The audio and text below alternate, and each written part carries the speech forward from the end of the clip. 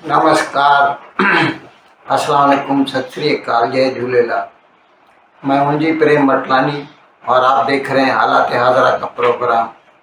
हकीकत ये है, इब्तदा में आपसे दरख्वास्त है, चैनल ज़रूर सब्सक्राइब करें। दोस्तों, जैसे हमारे यहाँ भारत में रिज़र्व बैंक ऑफ इंडिया है, पाकिस्तान में स्टेट बैंक ऑफ पाकिस्तान है।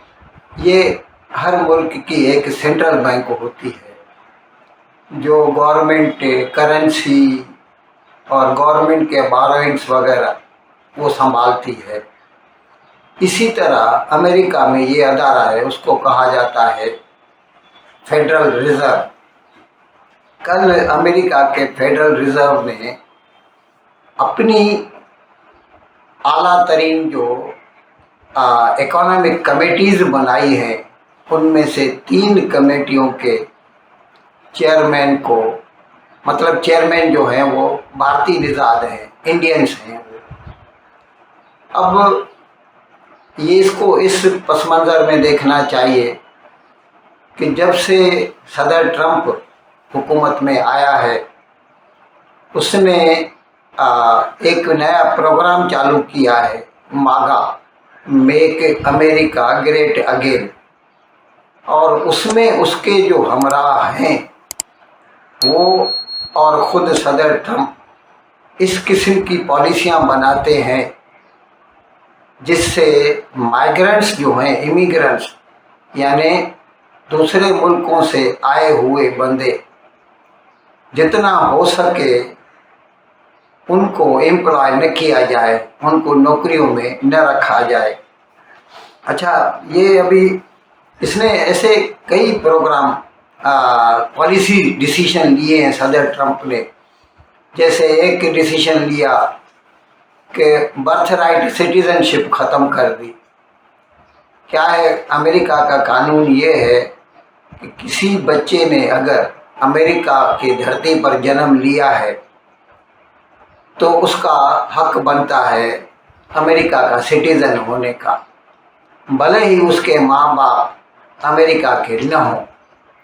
लेकिन ये जो हक है बर्थ राइट सिटीज़नशिप का, उसे सदर ट्रंप ने हटा दिया। ये अलग बात है, वहाँ की कोर्ट ने उसे ख़त्म किया है, लेकिन ये बहस चालू है।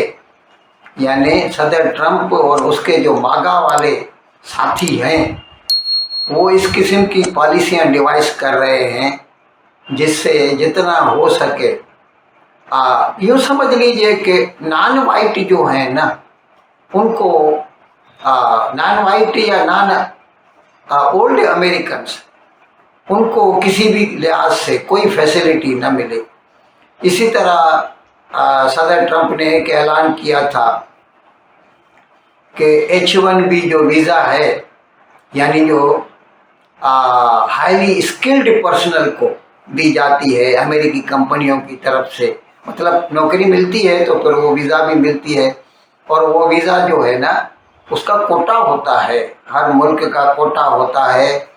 और फिर उसमें एक किस्म का लॉटरी निकलता है, फिर जिसको मिल जाए तो उसको फिर अमेरिका में नौकरी मिल जाती है और फिर वो चाहे तो अमेरिका का सिटीज़न भी बन सकता है। तो ये H1B वीज़ा जो है ना, इसके लिए भी सदर ट्रंप ने फ़ी बढ़ा के $1,00,000 कर दी। अभी आप खुद सोचिए, भारत में 96 रुपये का डॉलर है, यानी 96 लाख रुपया तो खाली फीस लगेगी। वहाँ पे नौकरी मिलती है तो जाने के लिए, और ऐसा नहीं है कि पहले दिन से उसको बड़ी तनख्वाह मिलेगी। शुरू में उनको मुश्किल से 40-50 हज़ार डॉलर साल की जो है तनख्वाह मिलती है। और ये साहब चाहते हैं कि उस नौकरी के लिए जो बंदा आए वो $1,00,000 तो वीज़ा के लिए भरे, बाकी खर्चा अलग से। खैर, इसी तरह अभी एक दूसरा उन्होंने कानून निकाला है कि जो माइग्रेंट स्टूडेंट्स हैं, पहले क्या होता था कि समझो मेरा बच्चा है, اس کو امریکی یونیورسٹی میں ایڈمیشن مل گیا تو وہ وہاں پر سمجھو 2 سال اس نے ماسٹر آف سائنس کیا کمپیوٹر انجینئرنگ میں یا بزنس ایڈمنسٹریشن میں، اسی طرح کوئی بھی پوسٹ گریجویٹ کورس کیا اور پھر وہ نوکری ڈھونڈتے تھے تو ان کو پھر ورک ویزا مل جاتا تھا۔ ابھی جو ہے صدر ٹرمپ نے یہ اعلان کیا ہے کہ جو بچے اسٹوڈنٹ ویزا پہ آئیں گے وہ 4 سال سے زیادہ امریکہ میں نہیں رہ سکتے۔ تو ایسے ماحول میں جو ہے جو فیڈرل ریزرو ہے اس نے بھارت کے 3 بندوں کو ہائیسٹ پوسٹ پہ، یعنی یوں سمجھ لیجئے کہ جو فیڈرل ریزرو کا جو گورنر ہے جس کا نام ہے کیون وارش، اس نے 3 ہندوستانی بندوں کو ہائیسٹ جو کمیٹیاں ہیں ان کے چیئرمین بنایا ہے۔ اور وہ 3 بندے کون ہیں میں آپ کو بتاتا ہوں۔ ایک تو رگھورام راجن، آپ نے سنا ہوگا، وہ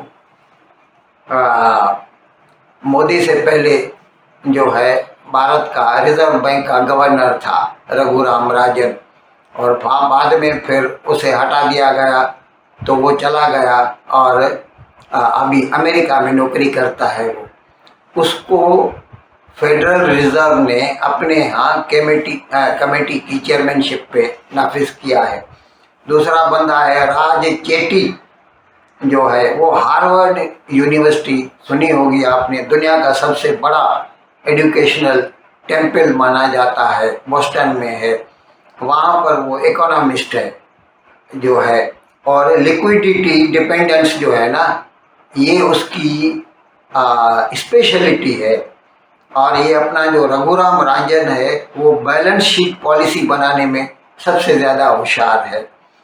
اور تیسرا بندہ ایک بھارتی خاتون ہے جس کا نام ہے آشا شرما، وہ اس وقت مائکروسافٹ کا جو ایکس باکس جو گیمنگ سیکشن ہے مائکروسافٹ کا، اس کی چیف ایگزیکٹو آفیسر ہے، اور اس کو یہ کام دیا گیا ہے امپلائمنٹ ٹاسک فورس جو ہے نا، اس کمیٹی کی وہ چیئرمین بنے گی یا چیئر پرسن بنے گی، آپ سمجھ لیجئے۔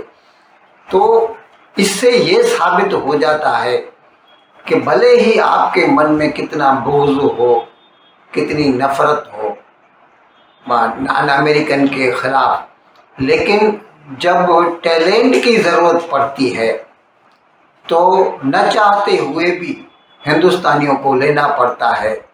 اور اس کا ثبوت ایک نہیں، ہزاروں لاکھوں آپ کو مل جائیں گے۔ آپ کو علم ہے کہ امریکہ کی کتنی بڑی بڑی کمپنیاں ہیں جن کے چیف ایگزیکٹو آفیسر ہندوستانی ہیں، اور ایسے میں کئی پروگرام کر چکا ہوں جس میں میں نے بتایا کہ کس طرح سندر پچائی ہے، ستیہ نادیلا مائکروسافٹ کا ہے، سندر پچائی گوگل کا ہے، اور اڈوبی کا نارائنن ہے، اور ونود دھام ہے، اور کئی ہیں، میں ابھی تو نام یاد نہیں ہے، میں نے ایسے کئی پروگرام کیے ہیں کہ بھلے ہی امریکہ کتنا بھی چاہے کہ ہمیں نان امریکن نہیں چاہیے، لیکن جب ٹیلنٹ کی ضرورت پڑتی ہے تو they have to look towards east, اور وہاں سے پھر انہیں ملتے ہیں ہندوستانی بندے۔ تو خیر میں آپ کو یہ بتا رہا تھا کہ نہ چاہتے ہوئے بھی امریکن اکانومی کو، ابھی دیکھیے امریکن اس وقت انفلیشن، ریٹ آف انفلیشن جو ہے 4.6% تک پہنچ گیا ہے۔